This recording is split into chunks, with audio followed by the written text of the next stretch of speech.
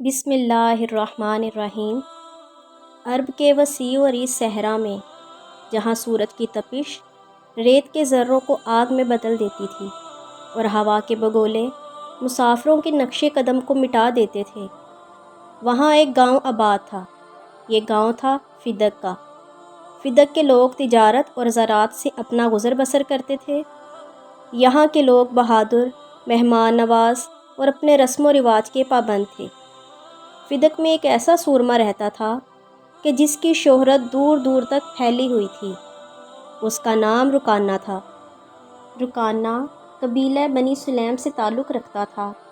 اس کا اصل نام رکانہ بن عبد یزید تھا، لیکن لوگ اسے صرف رکانہ پہلوان کے نام سے جانتے تھے اور اسی تعارف سے وہ مشہور ہوا تھا۔ اللہ نے رکانہ کو غیر معمولی جسمانی طاقت سے نواز رکھا تھا اور وہ نہ صرف اپنے گاؤں بلکہ پورے عرب میں اپنی طاقت کے لیے مشہور تھا۔ اس کی طاقت کا یہ عالم تھا کہ جب وہ کشتی لڑتا تو ریت کے میدان میں اس کے قدموں کے نشان گہرے گڑھوں کی صورت اختیار کر جاتے تھے۔ اس نے کبھی کسی سے ہار نہیں مانی تھی اور ہر مقابلے میں اپنے حریف کو چاروں شانے چت گرا دیتا تھا۔ ایک دن رکانہ پہلوان کو پتہ چلا کہ مکہ میں ایک نبی کریم صلی اللہ علیہ وآلہ وسلم تشریف لائے ہیں جو یہ دعویٰ کرتے ہیں کہ وہ اللہ کے رسول ہیں۔ یہ خبر جنگل میں آگ کی طرح پورے عرب میں پھیل گئی تھی۔ لوگ مختلف انداز میں اس نبی کے بارے میں باتیں کرتے تھے۔ کچھ ان پر ایمان لائے تھے جبکہ کچھ انہیں استغفر اللہ جھوٹا اور جادوگر کہا کرتے تھے۔ رکانہ پہلوان نے بھی یہ سن کر دل میں سوچا کہ اگر واقعتاً وہ اللہ کے رسول ہیں تو انہیں میری طاقت کا مقابلہ کرنا ہوگا۔ یہ سوچ کر اس کے دل میں ایک عجیب سی بے چینی پیدا ہوئی۔ وہ اپنے بیٹے کے ساتھ مکہ مکرمہ کی طرف روانہ ہوا۔ رکانہ کا بیٹا جس کا نام یزید تھا اپنے باپ کی طرح بہادر اور طاقتور تھا۔ وہ بھی اپنے باپ کے نقش قدم پر چلتا اور کشتی کرتا تھا۔ وہ اپنے باپ کے ساتھ مکہ جانے کے لیے بیتاب ہوا اور دیکھنا چاہتا تھا کہ نبی کریم صلی اللہ علیہ وآلہ وسلم آخر کون ہے اور ان میں کیسی طاقت ہے۔ مکہ کا سفر رکانہ اور اس کے بیٹے کے لیے کسی طویل آزمائش سے کم نہ تھا۔ سورج کی تمازت سے ریت کے ٹیلے انگاروں کی مانند دہک رہے تھے اور ہوا کے تیز جھونکے ان کے چہروں کو چھوتے تو لگتا جیسے کسی نے نمک کے ذرات اچھال دیے ہوں۔ پانی کی کمی نے ان کے حلق خشک کر دیے تھے، لیکن رکانہ کے قدم نہ رکے، نہ اس کے حوصلے پست ہوئے۔ اس کے دل میں ایک ایسی جستجو تھی، ایک ایسا ولولہ تھا جو اسے آگے بڑھنے پر مجبور کر رہا تھا۔ وہ نبی آخر الزماں صلی اللہ علیہ وآلہ وسلم سے ملنے کے لیے بے چین و بے قرار تھا۔ وہ دیکھنا چاہتا تھا کہ واقعتاً کیا ان میں وہ قوت و وہ نور، وہ چاشنی اور وہ مٹھاس ہے جس کا چرچا پورے عرب میں پھیلا ہوا ہے۔ آخر کئی دنوں کی تھکن اور پیاس کے بعد وہ مکہ کی سرزمین پر پہنچے، جہاں کی فضا میں ایک ایسی روحانیت تھی، ایک ایسا سکون تھا جو انہیں اپنے اندر کھینچ رہا تھا۔ لوگوں کے چہروں پر ایک ایسا نور تھا جو رکانہ نے پہلے کبھی نہ دیکھا تھا، گویا یہاں کی ہر چیز اللہ کی رحمت سے معمور تھی۔ اس نے اپنے بیٹے کی طرف دیکھا اور کہا، یزید مجھے لگتا ہے یہاں ضرور کچھ خاص بات ہے۔ دونوں باپ بیٹا نبی کریم صلی اللہ علیہ وآلہ وسلم کی تلاش میں نکل پڑے۔ کچھ لوگوں سے پوچھنے کے بعد انہیں بتایا گیا کہ آپ صلی اللہ علیہ وآلہ وسلم مسجد میں ہیں۔ ان کے قدم مسجد کی طرف بڑھنے لگے۔ دل میں ایک عجیب سی بے چینی اور تجسس لیے جب وہ مسجد میں داخل ہوئے تو وہاں ایک سادہ سے حلیے میں ایک بزرگ بیٹھے تھے۔ ان کے چہرے پر ایک ایسی مسکراہٹ تھی جو دل کو چھو لینے والی تھی، گویا وہ ہر آنے والے کا خیر مقدم کر رہی ہو۔ رکانہ پہلوان نے فوراً پہچان لیا کہ یہ وہی ہستی ہیں کہ جن کی تلاش میں وہ اتنی دور سے مکہ آیا تھا۔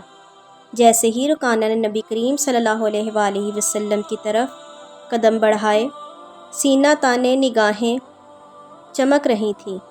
اس نے گرجدار آواز میں سلام کیا اور پھر اپنا تعارف کروایا۔ نبی کریم صلی اللہ علیہ وآلہ وسلم کی یہ عادت مبارکہ تھی کہ جو شخص بھی ملاقات کرتا نبی کریم صلی اللہ علیہ وآلہ وسلم اس کو اسلام قبول کرنے کی دعوت ضرور فرماتے تھے۔ چنانچہ نبی کریم صلی اللہ علیہ وآلہ وسلم نے رکانہ پہلوان کو بھی دعوت اسلام دی۔ فرمایا، اے رکانہ، تم بت پرستی سے توبہ کر لو اور اللہ جو وحدہ لا شریک ہے اس پر ایمان لے آؤ۔ جب رکانہ نے دیکھا کہ یہ تو ہم کو ہی تبلیغ کر رہے ہیں اور ہم ہیں کہ ان سے کشتی کرنے آئے ہیں، تب رکانہ نے گرجدار آواز میں کہا، اے محمد، میں رکانہ ہوں، پورے عرب کا نامی گرامی پہلوان، میری طاقت کے چرچے تم نے بھی ضرور سن رکھے ہوں گے۔ ایک لمحے کو رکا، پھر للکارتے ہوئے بولا، میں نے سنا ہے کہ تم اللہ کے رسول ہو، اگر یہ سچ ہے تو آؤ اور مجھ سے کشتی لڑو، اور اگر تم جیت گئے تو میں تمہاری بات مان لوں گا اور تمہارے دین میں داخل ہو جاؤں گا۔ ہمارے نبی کریم صلی اللہ علیہ وآلہ وسلم کے مبارک چہرے پر خوبصورت مسکراہٹ پھیلی اور انہوں نے رکانہ کی للکار قبول کرتے ہوئے فرمایا، اے رکانہ، اگر تمہاری یہی خواہش ہے کہ تو اسلام کشتی لڑنے کے بعد قبول کرے گا تو پھر میں تم سے کشتی لڑنے کے لیے تیار ہوں۔ رکانہ کے دل میں خوشی کی ایک لہر دوڑ گئی۔ اس نے سوچا، یہ تو کمزور سا شخص ہے، میرا کیا مقابلہ کرے گا؟ آج تو میں اسے لمحوں میں چاروں شانے چت کر کے اپنی طاقت کا لوہا منواؤں گا اور اس کی نبوت کا راز فاش کر ڈالوں گا۔ یہ ایک ایسا مقابلہ تھا جس کا تصور بھی مشکل تھا۔ ایک طرف نبی کریم صلی اللہ علیہ وآلہ وسلم، جن کا معمول انتہائی سادہ تھا اور جنہوں نے کئی دن فاقے بھی کاٹے تھے، کھجور کا ایک دانہ منہ میں ڈال کر پانی پی لیتے اور شب و روز گزار لیتے۔ دوسری طرف رکانہ، جو معلوم نہیں کتنا گوشت روزانہ وافر مقدار میں کھاتا تھا، دودھ کا استعمال کیا کرتا تھا۔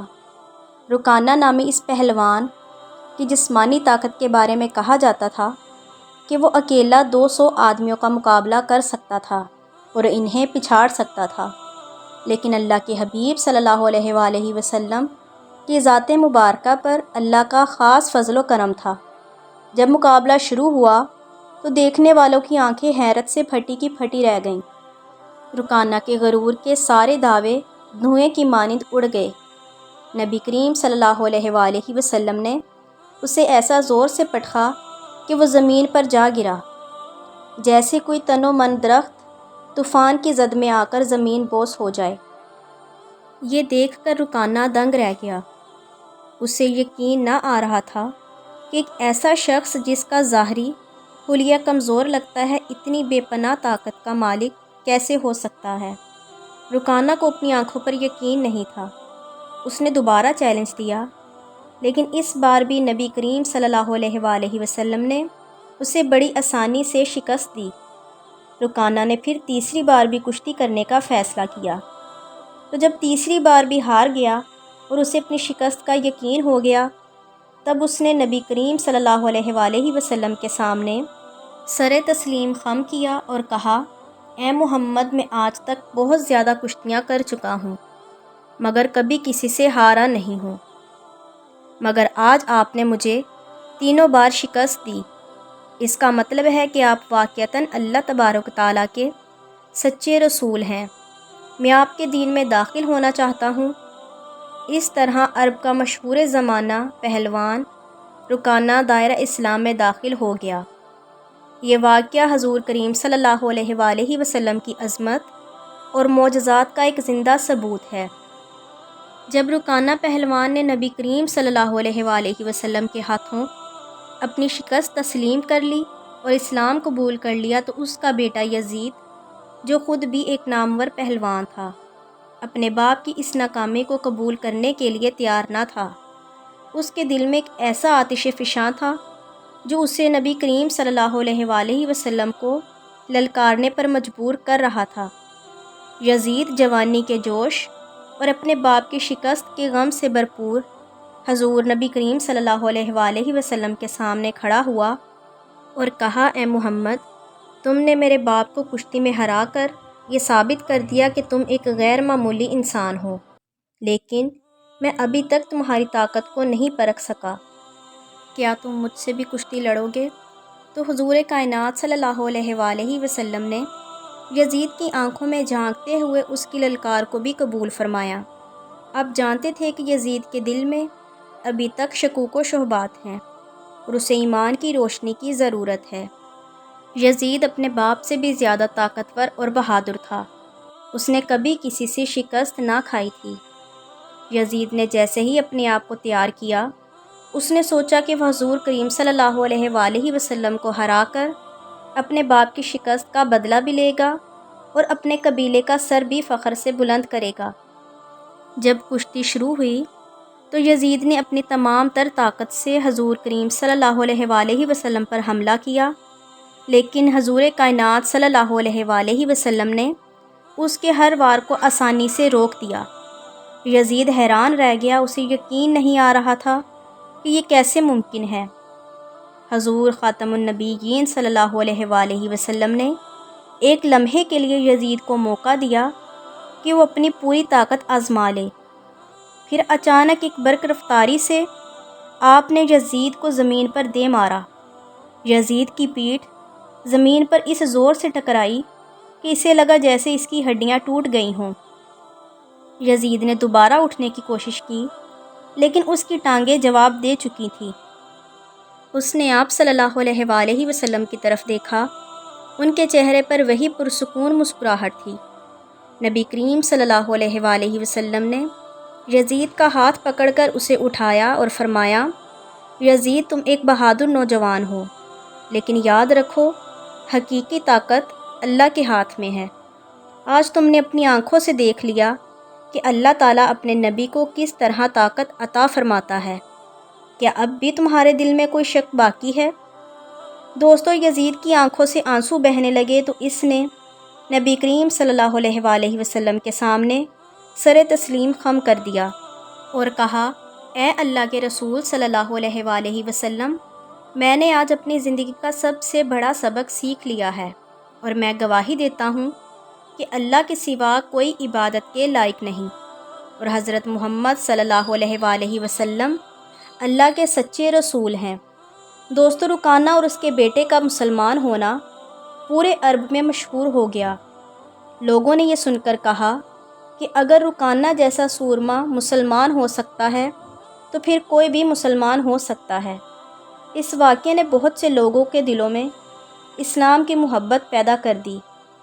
رکانہ نے اپنی باقی زندگی اسلام کی خدمت میں گزاری اور ایک بہادر اور وفادار صحابی بن گئے۔ انہوں نے کئی جنگوں میں حصہ لیا اور اسلام کے دشمنوں کے خلاف بہادری سے لڑتے رہے۔ ان کی شجاعت اور قربانیوں کو آج بھی یاد کیا جاتا ہے۔ محترم دوستو، آپ کو بتاتے ہیں کہ نبی کریم صلی اللہ علیہ وآلہ وسلم اور رکانہ پہلوان کا آپس میں کیا رشتہ ہے۔ زمانے کی گرد آلود وادیوں میں ایک ایسا رشتہ پروان چڑھا جو خون کے تعلق سے کہیں زیادہ گہرا تھا۔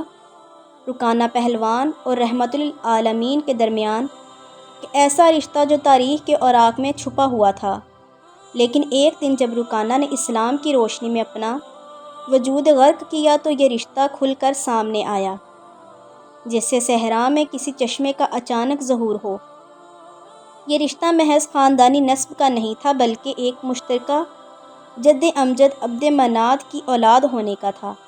عبد منات جو قریش کے ایک معزز سردار تھے، ان کی اولاد میں سے ایک شاخ ہاشم کی طرف تھی، جس سے حضور کریم صلی اللہ علیہ وآلہ وسلم کا سلسلہ نسب چلا، اور دوسری شاخ مطلب کی طرف تھی، جس سے رکانہ کا تعلق تھا۔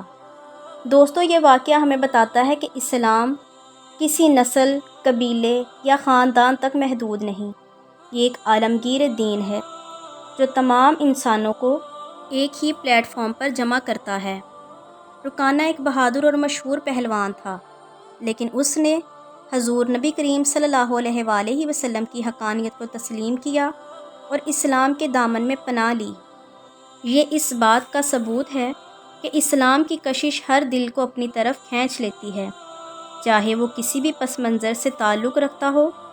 دوستو، نبی کریم صلی اللہ علیہ وآلہ وسلم کی رحم دلی، نرمی اور شفقت کے بے پناہ واقعات آپ نے سنے ہوں گے، لیکن یہ بھی جان لیجئے کہ اللہ کے محبوب نبی حضرت محمد صلی اللہ علیہ وآلہ وسلم کی شجاعت اور بہادری کا چرچا بھی عام تھا۔ سیدنا انس بن مالک رحمۃ اللہ علیہ فرماتے ہیں کہ رسول اکرم صلی اللہ علیہ وآلہ وسلم لوگوں میں سب سے بہترین تھے، لوگوں میں سب سے زیادہ سخی تھے اور لوگوں میں سب سے زیادہ بہادر تھے۔ ایک دفعہ رات کی تاریکی نے مدینہ کو اپنے حصار میں لے رکھا تھا۔ خاموشی کا یہ عالم تھا کہ سوئے ہوئے لوگوں کی سانسوں کی آہٹ بھی سنائی دیتی تھی کہ اچانک ایک عجیب سی آواز نے اس خاموشی کو چیر ڈالا۔ لوگ خوف زدہ ہو کر بیدار ہوئے۔ ایک ہی خیال ذہن میں گردش کر رہا تھا کہ کہیں مدینہ پر دشمنوں کا حملہ تو نہیں ہو گیا، یا کہیں یہ شب و خون تو نہیں۔ ہر طرف افراتفری کا عالم تھا۔ لوگ گھروں سے باہر نکل آئے۔ اندھیرا تھا مگر ہر شخص کے چہرے پر ایک خوف کے آثار نمایاں نظر آ رہے تھے۔ کچھ لوگ مدینہ کی سرحدوں کی طرف دوڑے تاکہ دشمن کا سراغ مل سکے۔ اسی اثنا میں لوگوں نے ایک ایسا منظر دیکھا جس نے انہیں حیرت زدہ کر دیا۔ اللہ کے رسول خاتم النبیین حضرت محمد مصطفیٰ صلی اللہ علیہ وآلہ وسلم سیدنا ابو طلحہ کے گھوڑے پر سوار تیزی سے ان کی طرف آ رہے تھے۔ لوگوں کو دیکھ کر آپ صلی اللہ علیہ وآلہ وسلم نے پرسکون اور میٹھی آواز میں فرمایا، تم سب گھروں کو واپس لوٹ جاؤ، ڈرنے کی کوئی بات نہیں، محمد اکیلے ہی مدینے کی حفاظت کے لیے کافی ہیں۔ نبی کریم صلی اللہ علیہ وآلہ وسلم نے فرمایا کہ دشمن بھاگ گیا ہے، میں دور دور تک دیکھ آیا ہوں۔ آپ صلی اللہ علیہ وآلہ وسلم کی آواز میں ایک ایسی مٹھاس تھی کہ لوگوں کے دلوں سے خوف جاتا رہا اور وہ اطمینان سے اپنے گھروں کو لوٹ گئے۔ دوستو، یہ واقعہ صرف ایک حملے کی ناکام کوشش نہیں تھا، بلکہ اس میں کئی اور پہلو بھی تھے جو اسے یادگار بناتے ہیں۔ لوگ جانتے تھے کہ سیدنا ابو طلحہ کا گھوڑا بہت آہستہ چلتا تھا، مگر اس رات یہ گھوڑا طوفان کی طرح دوڑا۔ یہ اللہ کے رسول صلی اللہ علیہ وآلہ وسلم کا ایک اور معجزہ تھا۔ آپ صلی اللہ علیہ وآلہ وسلم نے اس گھوڑے کو باہر کا لقب دیا، یعنی کہ سمندر، جو اس کی تیز رفتاری کی عکاسی کرتا ہے۔ یہ واقعہ مدینہ کے لوگوں کے لیے ایک پیغام بھی تھا کہ جب تک اللہ کے رسول ان کے ساتھ ہیں، انہیں کسی دشمن سے بھی ڈرنے کی ہرگز ضرورت نہیں۔ یہ واقعہ آج بھی مسلمانوں کے دل میں ایمان کی شمع روشن کرتا ہے اور ہمیں اللہ کے رسول کی عظمت کا احساس دلاتا ہے۔ یوں تو مکہ مکرمہ میں اللہ کے رسول صلی اللہ علیہ وآلہ وسلم کے بہت سارے دشمن تھے، مگر مکہ کی تپتی ریت پر ایک شخص کھڑا تھا۔ اس کا دل نفرت اور بغض سے لبریز تھا۔ یہ تھا ابی بن خلف، جو رسول اکرم صلی اللہ علیہ وآلہ وسلم کا ایک بدترین دشمن تھا۔ اس کی دشمنی کی داستانیں زبان زد عام تھیں۔ کبھی اس نے آپ صلی اللہ علیہ وآلہ وسلم پر اونٹ کی اوجڑیاں ڈالیں تو کبھی غزوہ احد میں آپ کے چہرہ مبارک پر پتھر مارا، جس سے آپ کے دندان مبارک شہید ہو گئے۔ آپ صلی اللہ علیہ وآلہ وسلم کے خون مبارک سے سینہ بھی آلودہ ہو گیا، مگر قسمت کا لکھا کچھ اور ہی تھا۔ اس لمحے جب آپ کا سینہ مبارک خون سے بھر گیا تو ایک انوکھا انقلاب اس کے دل میں رونما ہوا۔ آپ صلی اللہ علیہ وآلہ وسلم کے حسن خلق، آپ کی شفقت اور آپ کی رحمت نے اس کے دل میں تاریکیوں کو چیر ڈالا۔ اسی میدان جنگ میں اس نے کلمہ پڑھا اور اسلام قبول کر لیا۔ ایک پل میں دشمن سے دوست، ظالم سے مظلوم، کافر سے مسلمان بن جانے والا یہ شخص اب ایک نئے جذبے سے سرشار تھا۔ اس نے حضور اکرم صلی اللہ علیہ وآلہ وسلم سے عرض کیا، یا رسول اللہ، مجھے مکہ میں مؤذن مقرر کریں۔ حضور نبی کریم صلی اللہ علیہ وآلہ وسلم نے مسکراتے ہوئے فرمایا، ہاں، میں تمہیں امیر بناؤں گا۔ یہ الفاظ ابی بن خلف کے دل میں اتر گئے۔ اس نے محسوس کیا کہ اس کی زندگی کا اصل مقصد یہی تھا۔ اللہ کے رسول صلی اللہ علیہ وآلہ وسلم کی محبت اور ان کی اطاعت۔ اس دن سے اس کے دل میں آپ کے لیے جو نفرت تھی وہ ایک گہرے عشق میں تبدیل ہو گئی۔ وہ ایک سچا عاشق رسول بن گیا جو ہر وقت آپ صلی اللہ علیہ وآلہ وسلم کی خوشنودی کا طالب رہتا تھا۔ دوستو، یہ واقعات ہمیں بتاتے ہیں کہ اللہ کی رحمت کے دروازے ہمیشہ کھلے رہتے ہیں۔ کوئی بھی ہو، چاہے وہ کتنا ہی گناہ گار کیوں نہ ہو، اگر وہ سچی توبہ کر لے اور اللہ سے معافی مانگ لے تو میرا رب کریم اپنے کریم نبی صلی اللہ علیہ وآلہ وسلم کے توسل سے ضرور معاف فرما دیتا ہے۔ فرعون نے حضرت موسیٰ علیہ السلام کو شکست دینے کے لیے 70,000 جادوگروں کو بلوایا۔ فرعون نے کیوں ان جادوگروں کو بلوایا تھا اور ان جادوگروں نے کیسے حضرت موسیٰ علیہ السلام کے ساتھ مقابلہ کیا؟ ان جادوگروں کا انجام کیا ہوا؟ ان تمام سوالوں کے جوابات قرآن پاک کی روشنی میں ہم آپ کو آج دیں گے۔ حضرت موسیٰ علیہ السلام جب ایک درخت کے پاس گئے جس سے آگ نکل رہی تھی، اللہ نے اس درخت میں سے حضرت موسیٰ علیہ السلام سے کلام کیا۔ قرآن مجید کی سورۃ قصص اور سورۃ طٰہٰ میں ارشاد ہوتا ہے کہ اے موسیٰ، میں اللہ رب العالمین ہوں، میں تیرا پروردگار ہوں، اپنے جوتے اتار دے کیونکہ تو مقدس سرزمین طوا میں ہے۔ خدا نے حضرت موسیٰ علیہ السلام سے سوال کیا، اے موسیٰ، یہ تیرے دائیں ہاتھ میں کیا ہے؟ حضرت موسیٰ علیہ السلام نے جواب دیا کہ یہ لکڑی یعنی کہ یہ میرا عصا ہے، میں اس پر ٹیک لگاتا ہوں، اس سے اپنی بھیڑوں کے لیے درختوں سے پتے جھاڑتا ہوں، اس کے علاوہ اس سے دوسرے کام لیتا ہوں۔ حضرت موسیٰ علیہ السلام سے کہا گیا کہ اپنے عصا کو زمین پر ڈال دو۔ چنانچہ حضرت موسیٰ علیہ السلام نے عصا کو پھینک دیا۔ اب کیا دیکھتے ہیں کہ وہ عصا سانپ کی طرح تیزی سے حرکت کر رہا ہے۔ یہ دیکھ کر حضرت موسیٰ علیہ السلام ڈرے اور پیچھے ہٹ گئے، یہاں تک کہ مڑ کر بھی نہ دیکھا۔ آواز قدرت آئی، واپس آؤ اور نہ ڈرو، تم امان میں ہو، اپنا ہاتھ اپنے گریبان میں ڈالو اور باہر نکالو۔ حضرت موسیٰ علیہ السلام نے جب گریبان میں سے ہاتھ باہر نکالا تو وہ سفید اور چمک رہا تھا اور اس میں سے روشنی نکل رہی تھی، اس میں کوئی عیب یا کوئی نقص نہ تھا۔ اس کے بعد حضرت موسیٰ علیہ السلام نے پھر آواز سنی جو کہہ رہی تھی کہ خدا کی طرف سے تجھے یہ 2 دلیلیں ہیں جو فرعون اور اس کے ساتھیوں کے مقابلے کے لیے دی جا رہی ہیں، کیونکہ فرعون اور اس کے ساتھی فاسق تھے، اور ہیں تمہارا فرض ہے کہ انہیں جا کر نصیحت کرو اور راہ راست کی تبلیغ کرو، اور اگر وہ تمہاری بات نہ مانے تو ان سے جنگ کرو۔ حضرت موسیٰ علیہ السلام نے فرمایا، خداوندہ، میرے لیے میرے خاندان میں سے میرے بھائی ہارون کو میرا وزیر اور مددگار قرار دے۔ خدا نے حضرت ہارون علیہ السلام کو بھی نبوت پر فائز کر دیا، اور یوں 3 دن کے بعد حضرت موسیٰ علیہ السلام ہدایت فرعون کے لیے حضرت ہارون علیہ السلام کے ہمراہ نکل پڑے۔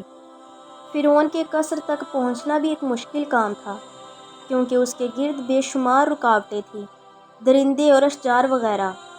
حضرت موسیٰ علیہ السلام اپنا عصا مارتے گئے اور دروازے کھلتے گئے اور آپ داخل ہوتے گئے۔ نہ دربانوں کی ہمت پڑی کہ حضرت موسیٰ علیہ السلام کو روکیں، نہ شیروں اور نہ درندوں سے ہو سکا کہ درمیان میں حائل ہوں۔ آخرکار فرعون کے قصر تک پہنچ گئے۔ جب آپ فرعون کے قصر کے دروازے تک پہنچے تو آپ نے ایک شخص سے اندرون خانہ فرعون کو پیغام بھجوایا کہ میں دروازے پر آیا ہوا ہوں اور تیری ہدایت کے لیے آیا ہوں۔ ایک روایت میں ہے، یہ اطلاع ایک منہ چڑھے مسخرے نے اندر پہنچائی تھی، کیونکہ روب فرعون کی وجہ سے کسی بھی درباری میں یہ ہمت نہ تھی کہ فرعون کی خدائی کے دعوے کے خلاف کسی کا پیغام اس تک پہنچائے۔ مسخرے نے اندر جا کر کہا کہ آج میں نے عجیب و غریب بات دیکھی ہے۔ فرعون نے پوچھا کہ تم نے کیا دیکھا ہے؟ مسخرے نے کہا کہ میں نے تیرے قصر کے دروازے پر 2 ایسے شخصوں کو دیکھا ہے جنہیں تیرے قصر تک پہنچنے میں نہ شیر نہ درندے روک سکے، نہ تیرے مضبوط دروازے اس میں حائل ہو سکے، اور وہ عجیب بات کر رہے ہیں۔ فرعون نے پوچھا وہ کیا کہتے ہیں؟ مسخرے شخص نے کہا، حضور، وہ آپ کو خدا کہنے کے بجائے دوسرے رب کا ذکر کرتے ہیں اور کہتے ہیں کہ ہمارا خدا وہ ہے جس نے ہمیں اور فرعون کو اور اس ساری کائنات کو پیدا کیا ہے۔ یہ سننا تھا کہ فرعون آگ بگولا ہو گیا۔ آپ کو اندر بلایا اور پوچھا تم کون ہو؟ حضرت موسیٰ علیہ السلام نے فرمایا کہ خدا کے بندوں میں سے ایک بندہ ہوں۔ اس نے مجھے خاک سے پیدا کیا اور آخری منزل بھی خاک قرار دی ہے۔ فرعون نے کہا میں تمہیں پہچانتا ہوں اور تم سے پوچھنا چاہتا ہوں کہ تم کو کیا ہو گیا ہے اور کیا کر رہے ہو۔ اے موسیٰ، تمہیں شرم نہیں آتی کہ ابھی کل کی بات ہے کہ تم ہمارے گھر میں پرورش پا رہے تھے، پھر تم نے ایک کبتی کو قتل کر ڈالا، پھر تم یہاں سے بھاگ کر روپوش ہو گئے، پھر مدین میں مزدوری کرنے لگے اور ایک شخص کی بکریاں چرانے لگے اور اس کے ملازم ہو گئے۔ اب ایک عرصے کے بعد آ کر بلند آواز میں دعویٰ کرنے لگے ہو اور میرے علاوہ کسی اور خدا کی خبر دے رہے ہو۔ موسیٰ سنو، خیریت اسی میں ہے کہ تم میری خدائی کو مان لو اور بہکی بہکی باتیں نہ کرو۔ حضرت موسیٰ علیہ السلام نے فرمایا، اے فرعون، ہوش کے ناخن لے، خدائی صرف خدا کو زیب دیتی ہے، اس کے علاوہ جو دعوی خدائی کرتا ہے وہ سخت غلطی پر ہے اور اس کا انجام اچھا نہ ہوگا اور وہ آخر کار برباد ہو کر رہے گا۔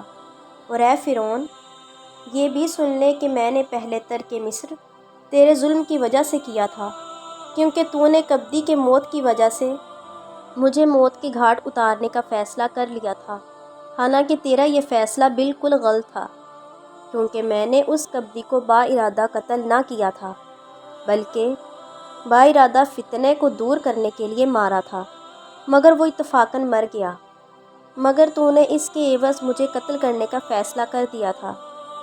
بہرحال میرے کہنے کا مطلب یہ ہے کہ میں یہاں سے روانہ ہو کر امان خدا میں چلا گیا اور مدین میں دن گزارتا رہا، پھر خدا نے مجھے نبوت پر فائز کر دیا اور تیری ہدایت کے لیے بھیجا۔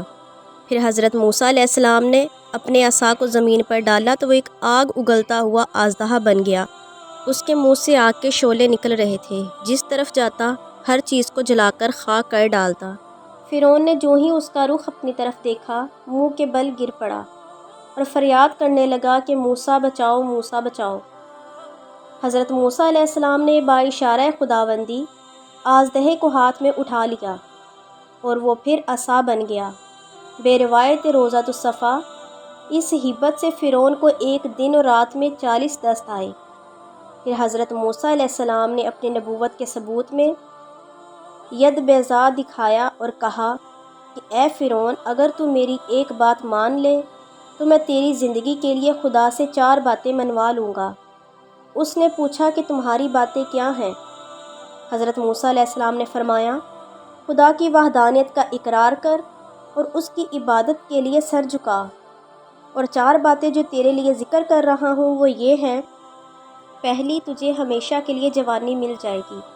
دوسری، تجھے ایسی بادشاہی مل جائے گی جسے کوئی چھین نہ سکے گا۔ تیسری، تجھے ایسی تندرستی دی جائے گی جس کے قریب بیماری پھٹک نہ سکے گی۔ چوتھی، تجھے جنت نصیب ہو جائے گی۔ فرعون نے حضرت موسیٰ علیہ السلام کے جواب میں کہا کہ میں تمہاری ان باتوں پر اہل رائے سے مشورہ کروں گا۔ چنانچہ اس نے اپنی بیوی آسیہ سے پہلے مشورہ کیا۔ انہوں نے کہا کہ کون عاقل ایسا ہوگا جو موسیٰ کی بتائی ہوئی نعمتوں سے روگردانی کرے گا۔ اس کے بعد دیگر سرکاری عہدیداروں سے مشورہ کیا۔ انہوں نے کہا، آپ کا کسی کے سامنے سر جھکانے کا کوئی مطلب نہیں، عرصہ دراز سے لوگ تمہارے سامنے سر جھکاتے رہے ہیں، اب اگر تو نے کسی کے سامنے سر جھکا دیا تو یہ بہت بری بات ہوگی۔ اب رہ گیا حضرت موسیٰ علیہ السلام کا مذکورہ چیزوں کے متعلق وعدہ، وہ یوں ہی سا ہے، اس کی کوئی حقیقت نہیں۔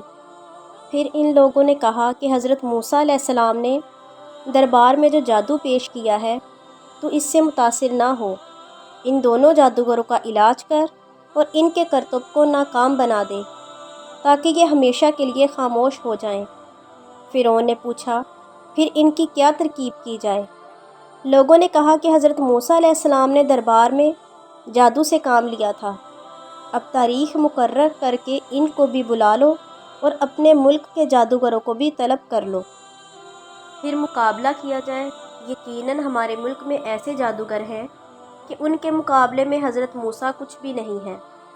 پھر فرعون نے ان لوگوں کی بات مانی اور جادوگروں کے بلائے جانے کا حکم جاری کر دیا۔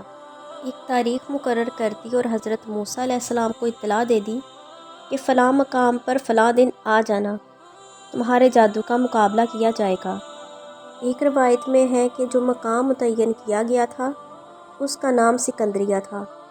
حضرت موسیٰ علیہ السلام کو اطلاع دینے کے بعد فرعون نے تیاری شروع کر دی اور بے روایتی اکرما 70,000 جادوگر جو سارے ملک سے طلب کیے گئے، پھر ان میں سے 1,000 منتخب کیے، پھر ان میں سے 80 کو منتخب کیا، اور جادوگروں نے کہا کہ ہم اس مہم میں موسیٰ پر یقیناً غالب آئیں گے۔ اے فرعون، یہ بتاؤ کہ اگر ہم غالب آ گئے تو ہمیں تمہاری طرف سے کیا ملے گا؟ فرعون نے کہا کہ ہم تم لوگوں کو سلطنت میں بڑے بڑے عہدوں پر فائز کریں گے۔ ایک روایت میں ہے کہ فرعون سے یہ باتیں ان 4 بڑے جادوگروں نے کی تھیں، جن کے نام یہ ہیں: صابور، آرور، ہاتوت اور مصفا۔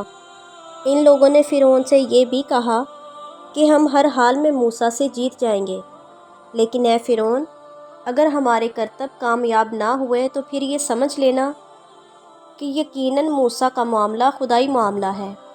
ابن عباس کا بیان ہے کہ فرعون نے ان تمام ممالک سے جادوگروں کو تو جمع کر ہی لیا تھا، اس کے علاوہ مقام معرمہ میں جادوگروں کا جو مقام تھا وہاں سے ان جادوگر استادوں کو بھی بلوا لیا۔ سب نے مل کر حضرت موسیٰ علیہ السلام کی مخالفت میں زور لگا لیا۔ ایک روایت میں ہے کہ 2 بہت ہی بڑے جادوگر تھے جو سگے بھائی تھے۔ جب فرعون کا پیغام ان کے پاس پہنچا تو انہوں نے اپنی ماں سے کہا، فرعون نے موسیٰ سے مقابلے کے لیے ہم لوگوں کو بلایا ہے، ہمیں ہمارے باپ کی قبر کا نشان بتا دو۔ چنانچہ ماں نے نشاندہی کر دی۔ ان دونوں نے جا کر قبر پر اپنے باپ کا نام لے کر پکارا اور کہا کہ 2 شخص آئے ہیں، ان کے پاس ایک عصا ہے جو ہر حال میں کامیاب رہتا ہے۔ ان لوگوں کے پاس نہ کوئی لشکر ہے اور نہ ہی کوئی بظاہر مددگار، لیکن اپنے عصا کی وجہ سے وہ غالب رہتے ہیں۔ ہم اس لیے آئے ہیں کہ ہماری رہبری کی جائے۔ بے روایت رحمۃ اللہ جزاری: قبر سے آواز آئی کہ تم اس کے عصا کو چرانے کی کوشش کرو اور دیکھ لو کہ اس پر تمہارا قبضہ ہوتا ہے یا نہیں، جبکہ وہ سوتا ہو۔ اگر تم وہاں پہنچ کر کامیاب ہو گئے تو پھر معاملہ ٹھیک ہے، لیکن اگر اس کے سونے میں بھی وہ عصا تمہارے قابو میں نہ آئے تو سمجھ لینا یہ خدائی بات ہے اور تم لوگ اسے مغلوب نہ کر سکو گے۔ یہ میں نے اس لیے کہا کہ جادوگر کا جادو سونے کی حالت میں کام نہیں کرتا۔ وہ قبرستان سے واپس آ کر وہاں پہنچے جہاں حضرت موسیٰ علیہ السلام سو رہے تھے۔ جب یہ لوگ عصا کے قریب پہنچے تو عصا نے ان لوگوں پر حملہ کر دیا۔ وہ دونوں مایوس ہو کر چلے گئے۔ الغرض جو مقام فرعون نے مقرر کیا تھا اس جگہ تمام جادوگر جمع ہو کر حضرت موسیٰ علیہ السلام کا انتظار کرنے لگے۔ ایک روایت میں ہے کہ فرعون کے جادوگر 60 اونٹوں پر رسیاں لاد کر لائے تھے۔ ایک روایت میں ہے کہ فرعون نے 1 مہینہ تیاری کر کے حضرت موسیٰ علیہ السلام کا مقابلہ کروایا تھا۔ وہ انتظار کر ہی رہے تھے کہ حضرت موسیٰ علیہ السلام اپنے بھائی ہارون کے ہمراہ متعین کردہ مقام پر پہنچ گئے۔ وہاں پہنچ کر آپ اپنے عصا پر تکیہ کر کے کھڑے ہو گئے اور ان سے کہا کہ اب تم اپنے کرتب دکھاؤ۔ کتاب الیعقوبی میں ہے کہ حضرت موسیٰ علیہ السلام نے فرعون کی طرف جانے سے پہلے اپنی بیوی کو حضرت شعیب علیہ السلام کے پاس پہنچا دیا تھا۔ ان لوگوں نے ساری رسیاں جو ہمراہ لائے تھے میدان میں چھوڑ دیں۔ وہ ساری رسیاں سانپ بن گئیں اور دوڑنے لگیں اور لاکھوں کی تعداد میں ایک دوسرے پر حملہ کرنے لگیں۔ یہ دیکھ کر حضرت موسیٰ علیہ السلام ذرا جھجکے کہ فوراً خطاب ہوا، اے موسیٰ، گھبراؤ نہیں اور اپنے عصا کو زمین پر ڈال دو۔ جیسے ہی حضرت موسیٰ علیہ السلام نے عصا کو زمین پر ڈالا وہ اژدہا بن کر سانپوں کو نگلنے لگا اور تھوڑی دیر میں تمام سانپوں کو نگل گیا۔ جب سانپوں کو نگل چکا تو اس نے فرعون کے محل کو نگلنے کا ارادہ کیا۔ یہ دیکھ کر فرعون وہاں سے بھاگ نکلا۔ پھر حضرت موسیٰ علیہ السلام نے ہاتھ بڑھا کر اژدہے کو اٹھا لیا اور وہ ہاتھ میں آتے ہی عصا بن گیا۔ مورخین کا بیان ہے کہ اس وقت ایسا عظیم ہنگامہ برپا ہوا اور ایسی بھگدڑ مچی کہ 25,000 افراد کچلے گئے اور فرعون کی خوف کے مارے یہ حالت ہو گئی کہ اس کو دست آنے لگے۔ اور تا زندگی آتے رہے۔ مختصر یہ کہ فرعون کو شکست ہوئی اور اسی میدان میں کب کے 70 قبائل مسلمان ہو گئے، اور جادوگروں میں سے تقریباً سبھی موسیٰ علیہ السلام اور خدائے موسیٰ پر ایمان لے آئے۔ جادوگر سجدے میں گر پڑے اور یہ دیکھ کر فرعون نے جادوگروں نمایاں فردوں سے کہا کہ تم لوگ مجھ سے اجازت لیے بغیر مسلمان ہو گئے، اب تمہاری سزا یہ ہے کہ تم کو پھانسی دی جائے اور تمہارے ہاتھ پاؤں کاٹ دیے جائیں۔ چنانچہ اس نے حکم دیا کہ ان لوگوں کو جمع کر کے جو موسیٰ پر ایمان لائے ہیں پھانسی دے دی جائے اور ان کے ہاتھ پاؤں کاٹ دیے جائیں۔ چنانچہ جب سب کو بلا کر تنبیہ کی گئی تو سب نے کہا کہ چشم دید دلائل سے حضرت موسیٰ علیہ السلام کی نبوت اور ان کی خدا کی خدائی ثابت ہو گئی ہے، لہٰذا ہم ایمان لے آئے ہیں، تو جو کرنا چاہتا ہے کر لے، ہم ایمان کے لیے ہر شدت و تکلیف کو برداشت کر لیں گے۔ فرعون نے جب ان کے عزم و استقلال کو دیکھا اور اچھی طرح سمجھ گیا کہ یہ بات نہ مانیں گے، تو ان کے ہاتھ پاؤں کٹوا دیے اور انہیں دار پر کھنچوا دیا۔ علامہ جزائری لکھتے ہیں کہ فرعون وہ پہلا شخص تھا جس نے ایمانداروں کے ہاتھ کٹوا دیے تھے اور ان کو سولی پر چڑھا دیا تھا۔ ایک بڑھیا سر پر گٹھری اٹھائے لے جا رہی تھی کہ ایک خوبصورت نوجوان آیا اور کہنے لگا، ماں جی یہ گٹھری اٹھائے کدھر جا رہی ہیں؟ لائیں مجھے دیں، میں اٹھا لیتا ہوں۔ بڑھیا نے کہا، بیٹا سنا ہے کہ شہر میں محمد نام کا ایک جادوگر آیا ہے، جو اس سے بات کرتا ہے اسی کا ہو جاتا ہے، اس کے ڈر سے میں یہ شہر چھوڑ کر جا رہی ہوں۔ منزل پر پہنچا کر اس نوجوان نے بڑھیا کا سامان سر سے اتارا اور اس سے اجازت چاہی۔ بڑھیا نے بہت دعائیں دیں اور کہا، چہرے سے تو کسی اعلیٰ خاندان کے لگتے ہو اور بہت نیک صورت اور نیک سیرت ہو، میری نصیحت مانو تو تم بھی اس جادوگر سے بچ کر رہنا، اور تمہارا نام کیا ہے؟ اس نوجوان نے مسکرا کر کہا کہ میرا نام محمد صلی اللہ علیہ وآلہ وسلم ہے۔ یہ سننا تھا کہ اللہ نے اس عورت کے دل کو منور کیا کہ اس بوڑھیا نے یہ کہا کہ اے اللہ کے نیک بندے، اے اللہ کے نبی محمد صلی اللہ علیہ وآلہ وسلم، پھر مجھے بھی کلمہ پڑھا دیں۔ ایک دن حضرت محمد صلی اللہ علیہ وآلہ وسلم خانہ کعبہ کے نزدیک نماز پڑھ رہے تھے کہ حرم شریف میں اس وقت کفار کی ایک جماعت موجود تھی۔ عقبہ بن ابی مسیطہ نے ابو جہل کے اکسانے پر اونٹ کی ایک اوجڑی اٹھا کر سجدے کی حالت میں آپ صلی اللہ علیہ وآلہ وسلم کی پشت مبارک پر ڈال دی۔ یہ دیکھ کر مشرکین زور زور سے کہکے لگانے لگے کہ کسی نے آپ صلی اللہ علیہ وآلہ وسلم کی بیٹی بی بی فاطمہ الزہرا رضی اللہ عنہا کو اس واقعے کی اطلاع دی۔ وہ فوراً دوڑتی ہوئی آئیں اور غلاظت آپ صلی اللہ علیہ وآلہ وسلم کی مبارک پشت سے ہٹا کر دور پھینکی اور ان کافروں کو بددعا دی۔ اس پر حضرت محمد صلی اللہ علیہ وآلہ وسلم نے فرمایا، بیٹی صبر سے کام لو، اللہ تعالیٰ انہیں ہدایت دے، یہ نہیں جانتے کہ ان کی بہتری کس چیز میں ہے۔ ابو لہب حضرت محمد صلی اللہ علیہ وآلہ وسلم کا چچا تھا، لیکن جب سے نبی کریم صلی اللہ علیہ وآلہ وسلم نے تبلیغ اسلام شروع کی، وہ اور اس کی بیوی ام جمیل دونوں آپ صلی اللہ علیہ وآلہ وسلم کے دشمن ہو گئے۔ ابو لہب نے یہ کہنا شروع کیا، لوگوں یہ دیوانہ ہے، معاذ اللہ۔ ابو لہب کی بیوی ام جمیل نبی کریم صلی اللہ علیہ وآلہ وسلم کے راستے میں کانٹے بچھاتی تھی۔ کئی مرتبہ آپ صلی اللہ علیہ وآلہ وسلم کے تلوے مبارک لہو لہان ہو گئے، مگر آپ نے صبر و استقلال کے ساتھ اس تکلیف کو برداشت کیا اور بددعا کے لیے ہاتھ نہ اٹھائے، مگر اللہ تعالیٰ نے ان کی گستاخی پر ان کی مذمت میں سورۃ اللہب نازل کی۔ آپ صلی اللہ علیہ وآلہ وسلم نے ہمیشہ صبر و استقلال سے کام لیتے ہوئے رہتی دنیا تک ایک صبر کی مثال قائم کی۔ حضرت عزیر اللہ کے برگزیدہ پیغمبر ہیں۔ آپ علیہ السلام بنی اسرائیل کے پیغمبروں میں سے ایک ہیں۔ قرآن پاک میں آپ کے اسم مبارک کا ذکر سورۃ توبہ میں ہے۔ سورۃ توبہ کی آیت نمبر 30 میں بیان کیا گیا ہے، یہود نے کہا عزیر اللہ کے بیٹے ہیں۔ حضرت عزیر علیہ السلام کا نام مبارک لغت یہود میں حزرہ ہے۔ تاریخ یہودیت میں آپ علیہ السلام کو ایک خاص مقام حاصل ہے، کیونکہ بابل کے بادشاہ بخت النصر نے انہیں وسیع پیمانے پر قتل کیا اور ان کی زندگی کو درہم برہم کر دیا۔ اس نے ان کی عبادت گاہیں ویران کر دی اور ان کی مقدس کتاب تورات کو جلا دیا، ان کے مردوں کو قتل کر دیا اور ان کی عورتوں اور بچوں کو اسیر بنا کر بابل کی طرف منتقل کر دیا، اور وہ تقریباً 100 سال وہیں رہے۔ اس کے بعد جب ایران کے بادشاہ کوروش نے بابل فتح کیا تو حضرت عزیر علیہ السلام اس کے پاس گئے اور یہود کی سفارش کی۔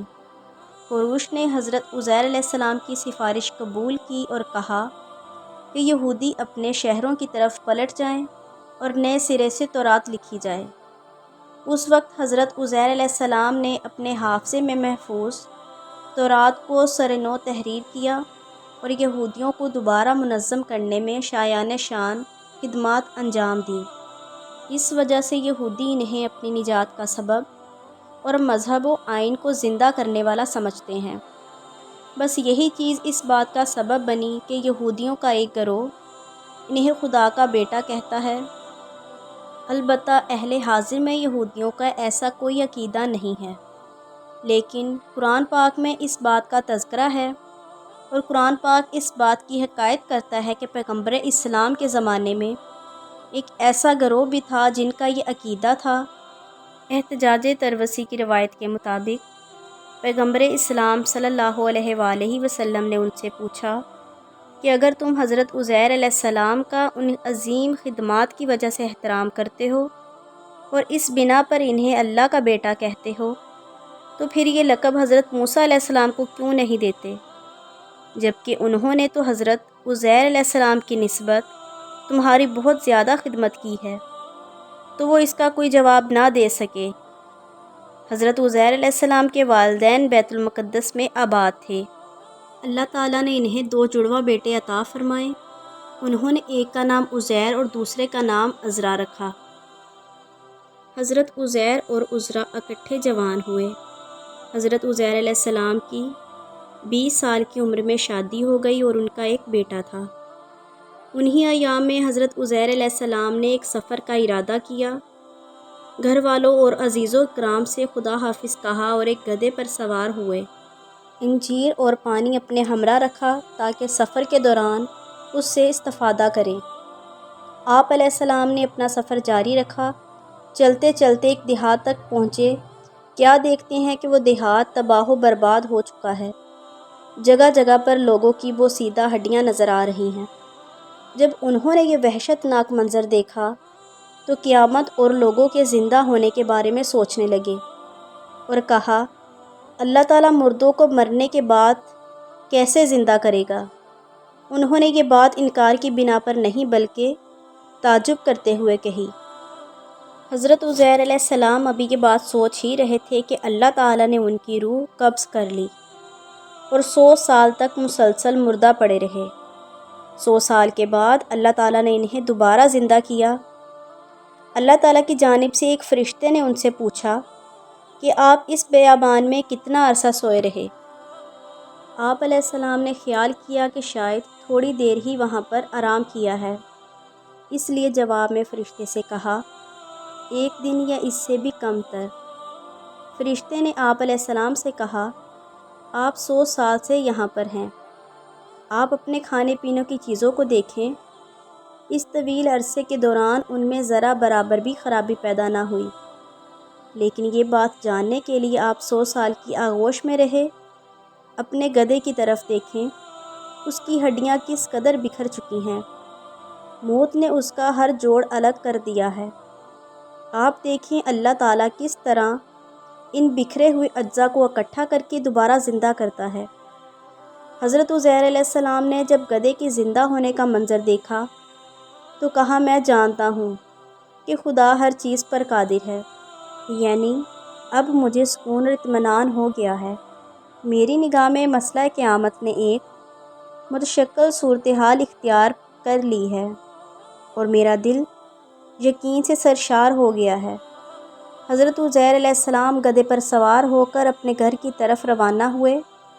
آپ علیہ السلام نے سفر کے دوران میں دیکھا کہ ہر چیز تبدیل ہو چکی ہے۔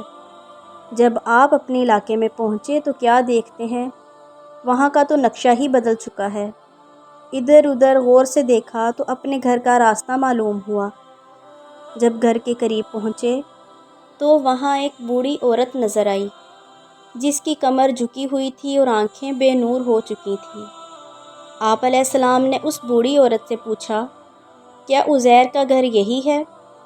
بوڑھی عورت نے کہا، ہاں یہی ہے، لیکن جواب دینے کے بعد گریہ کرتے ہوئے کہا، سالہ سال گزر چکے ہیں، عزیر کی کوئی خبر نہیں، لوگ اسے بھول چکے ہیں، تمہیں عزیر کیسے یاد آیا؟ حضرت عزیر علیہ السلام نے کہا، میں عزیر ہی ہوں۔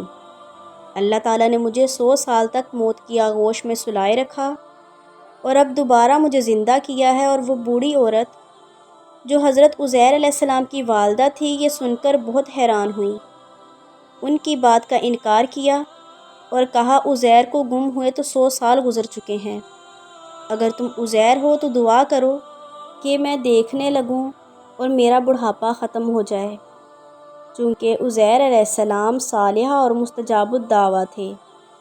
آپ علیہ السلام نے دعا کی، ماں کی بینائی پلٹ آئی اور صحت مند ہو گئیں، اور اپنی تیز بینی نگاہوں سے اپنے بیٹے کو پہچان لیا اور اپنے بیٹے کے بوسے لیے، اور پھر انہیں بنی اسرائیل کے پاس لے گئیں اور ان کی آل و اولاد کو ان کی داستان سے آگاہ کیا۔ وہ سب آپ علیہ السلام کے دیدار کے لیے حاضر ہو گئے۔ حضرت عزیر علیہ السلام جس شکل و صورت اور جس عمر میں گئے تھے، ہو بہو ویسے ہی لوٹ کر آئے۔ سب کے سب آپ علیہ السلام کی زیارت کے لیے آئے، جبکہ وہ خود بوڑھے ہو چکے تھے۔ حضرت عزیر علیہ السلام کے ایک بیٹے نے کہا، میرے والد محترم کے کاندھے پر ایک نشانی تھی جس سے انہیں پہچانا جاتا تھا۔ بنی اسرائیل نے جب آپ علیہ السلام کا لباس کندھے سے ہٹایا تو کیا دیکھا کہ وہ نشانی آپ علیہ السلام کے کندھے پر موجود ہے۔ لہٰذا اطمینان حاصل کرنے کے لیے بنی اسرائیل کے ایک بزرگ نے کہا کہ ہم نے سنا ہے کہ جب بخت النصر نے بیت المقدس کو تباہ کیا تھا تو اس نے تورات کو نذر آتش کر دیا تھا۔ اس وقت تورات کے چند گنے چنے حافظ تھے، ان میں سے ایک حضرت عزیر علیہ السلام تھے۔ اگر آپ عزیر ہیں تو تورات سنائیں۔ حضرت عزیر علیہ السلام نے کسی کمی اور زیادتی کے بغیر تورات کو حفظی طور پر پڑھا۔ جب ان لوگوں نے منہ زبانی تورات سنی تو انہیں یقین ہو گیا۔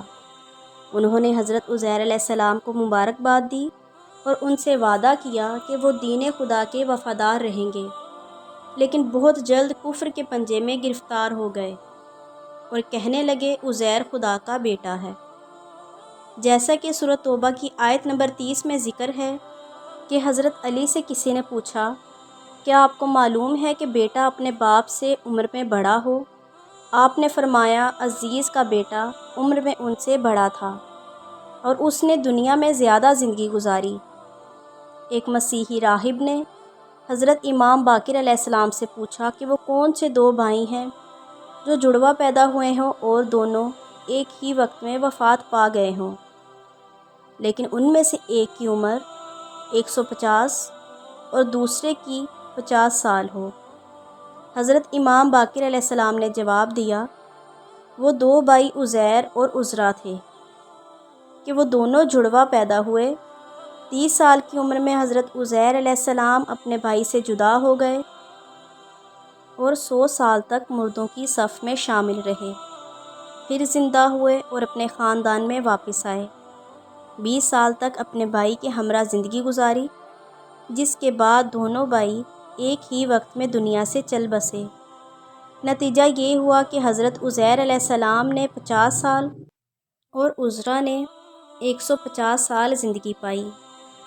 ایک ایسی کراماتی تابوت جسے حاصل کرنے والا دنیا فتح کر سکتا ہے، وہ تابوت کہ جس کی تلاش میں یہودیوں نے آج تک کئی مقامات کھود ڈالے۔ اس تابوت میں ایسی کیا چیز رکھی ہے، اور یہ تابوت تاریخ میں کس کے پاس تھی، اور اسے قیامت سے پہلے کون حاصل کرے گا؟ ہم آج دنیا کی سب سے بڑی معجزاتی تابوت سکینہ کے بارے میں بات کریں گے۔ ہر دور میں یہودی مسلمانوں اور عیسائیوں کے مخالف رہے ہیں، مگر ایک جگہ جہاں تینوں متفق ہیں وہ تابوت سکینہ ہے۔ یہ ایک معجزاتی اور کراماتی تابوت ہے جو مسلمانوں تمام مومنوں کے دلوں میں سکون اور قرار کی غرض سے داخل ہوئی، اور حضرت آدم علیہ السلام سے خاتم الانبیاء کی میراث رہی۔ اس وجہ سے اس تابوت کی عظمت بہت زیادہ ہے۔ اس تابوت کو تابوت سکینہ اس لیے بھی کہا جاتا ہے کیونکہ اس تابوت کے ذریعے لوگوں کے دلوں میں تسلی، اطمینان اور سکون حاصل ہوتا تھا۔ لہٰذا اس سکون کی وجہ سے اس تابوت کا نام تابوت سکینہ ہے۔ روایت کے مطابق یہ تابوت حضرت آدم علیہ السلام پر نازل ہوا تھا، جو شمشاد کی لکڑی سے بنا ایک بھاری صندوق تھا۔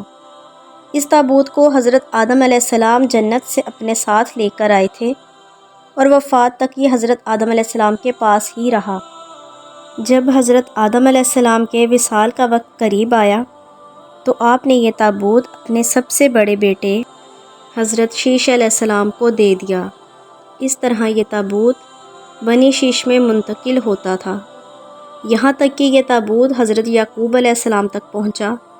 پھر یہ تابوت بنی اسرائیل کی ملکیت ہو گئی اور حضرت موسیٰ علیہ السلام کے پاس آ گئی۔ حضرت موسیٰ علیہ السلام نے برسوں صحرائے سینا میں پھرنے کے بعد اپنی قوم کے لیے ایک عبادت کا خیمہ بنایا۔ اس خیمے میں ایک چھوٹی سی جگہ بنائی گئی جہاں آپ نے تابوت کو رکھ دیا۔ بعد میں اسی جگہ پر حضرت داؤد علیہ السلام اور حضرت سلیمان علیہ السلام نے ایک عظیم و شان جگہ کی تعمیر کروائی، جہاں وہ تابوت رکھنے کے لیے ایک عمارت بنائی گئی۔ اس عمارت کو ہیکل کا نام دیا گیا۔ یہ عمارت جنات کی مدد سے بنوائی گئی تھی، جس میں قیمتی پتھر، یاقوت، زمرد اور سونے چاندی کی تختیوں کی دیواریں تھیں۔ ہیکل میں چمک اور روشنی اس قدر تھی کہ گویا رات میں بھی روشنی کی ضرورت نہ پڑتی۔ جس خاص کمرے میں تابوت کو رکھا جاتا تھا اس کا نام القدوس تھا۔ سوال یہ ہے کہ آخر اس تابوت میں ایسا کیا تھا کہ بنی اسرائیل اس تابوت کو مقدس تصور کرتے تھے؟ دراصل اس تابوت میں پیغمبروں کے تبرکات رکھے ہوئے تھے، جن میں لوح قرآنی، تورات کی تختیوں کے ٹکڑے، من و سلویٰ، حضرت یوسف علیہ السلام کا کرتہ مبارک، حضرت ہارون علیہ السلام کی قبا، حضرت موسیٰ علیہ السلام کا کاسہ اور امامہ، اور حضرت سلیمان علیہ السلام کا تبرک یعنی کہ ان کی انگوٹھی تھی۔ اس کے علاوہ بہت سے پیغمبروں کی صورتوں کے کلیے بنے ہوئے تھے جو اس تابوت میں رکھے ہوئے تھے۔ یہ صندوق بنی اسرائیل کے لیے نہایت ہی مقدس اور بابرکت تھی۔ بنی اسرائیل میں جب کفار سے جنگ کرتے اور دشمنوں کے بڑے بڑے لشکر دیکھ کر ڈر جاتے اور ان کے دل لرز اٹھتے تو وہ اس صندوق کو اپنے سامنے رکھ لیتے، اور اس کے بعد اس تابوت سے ایسی برکتوں اور رحمتوں کا نزول ہوتا کہ بنی اسرائیل کے جوانوں کے دلوں میں سکون اور اطمینان پیدا ہو جاتا۔ اس تابوت پر رحمتوں اور برکتوں کا نزول اللہ کی رحمت کی طرف سے ہوتا۔ خوف سے لرزتے دل چٹان کی مانند مضبوط ہو جاتے۔ اس طرح انہیں ہر جنگ میں فتح حاصل ہوتی۔ اس کے علاوہ بنی اسرائیل پر جب بھی کوئی مشکل پیش آتی یا کوئی مصیبت آتی تو وہ اس صندوق کو اپنے سامنے رکھ کر اسے وسیلہ بناتے اور اللہ سے دعائیں کرتے، تو ان کی دعائیں قبول ہو جایا کرتی تھیں اور ہر آفت بھی ٹل جایا کرتی تھی۔ جب تک یہ صندوق اسرائیلیوں کے پاس رہا وہ تمام دوسری اقوام پر غالب رہے، مگر جب اسرائیل طرح طرح کے گناہوں میں مبتلا ہو گئے اور ان کے دلوں میں سرکشی اور کفر کا دورہ ہو گیا تو ان کی بدعمالیوں کی وجہ سے اللہ کا یہ عذاب نازل ہو گیا کہ قوم عمالقہ کے جرار نے لشکر کفار کے ساتھ ان لوگوں پر حملہ کیا۔ ان کافروں نے بنی اسرائیل پر حملہ کر کے اور ان کی تمام تر بستیوں کو نیستہ نابود کر ڈالا۔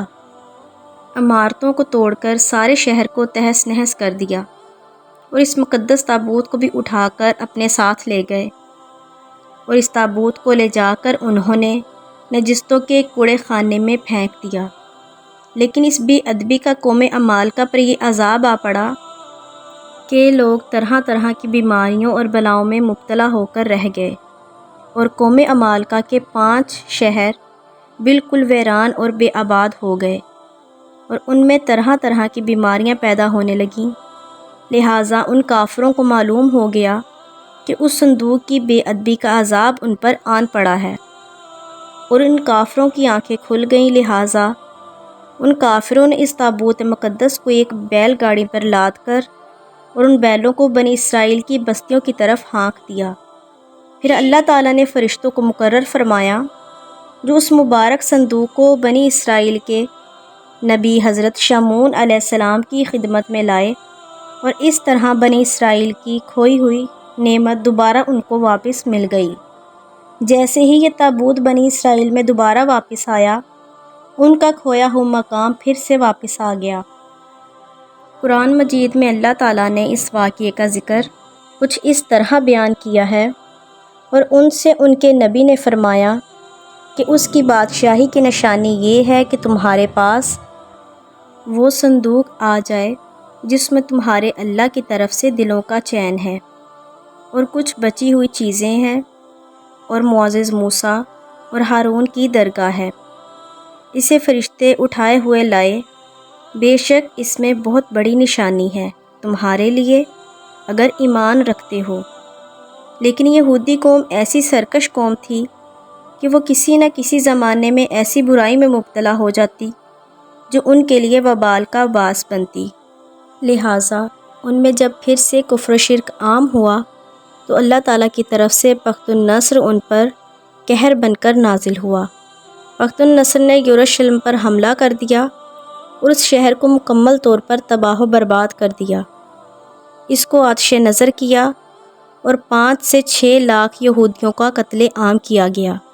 ان تمام تر تباہیوں کے نتیجے میں تابوت سکینہ کہیں غائب ہو گیا، اور آج تک اس کا کوئی نشان نہیں ملا۔ یہودی مذہب سے تعلق رکھنے والے ماہرین آثار قدیمہ اس تابوت کی تلاش میں آج بھی سرگرداں ہیں، تاکہ وہ اسے ڈھونڈ کر وہ اپنی اس روحانیت کو واپس لے سکیں جو کبھی ان کو عطا کی گئی تھی۔ تابوت سکینہ کہاں ہے؟ اس کے متعلق مورخین اور محققین کی مختلف آراء ملتی ہیں اور الگ الگ قیاس آرائیاں کی جاتی ہیں۔ بعض کے مطابق بخت النصر کے حملے کے بعد اس تابوت کو افریقہ لے جایا گیا اور وہاں ایتھوپیا کی ایک چرچ میں اسے رکھ دیا گیا، جہاں وہ تابوت آج بھی موجود ہے۔ کچھ لوگوں نے لکھا کہ جاپان کی پہاڑیوں میں کسی بادشاہ نے اس تابوت کو دفن کروا دیا تھا۔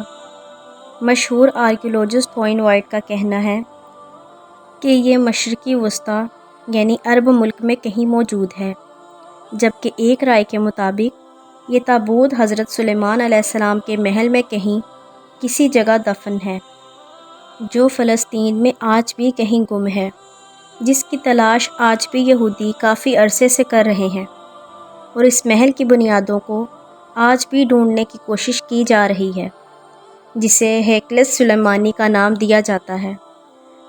اور دوسری طرف مسلم علماء اور محققین کی بھی کچھ آراء ملتی ہیں۔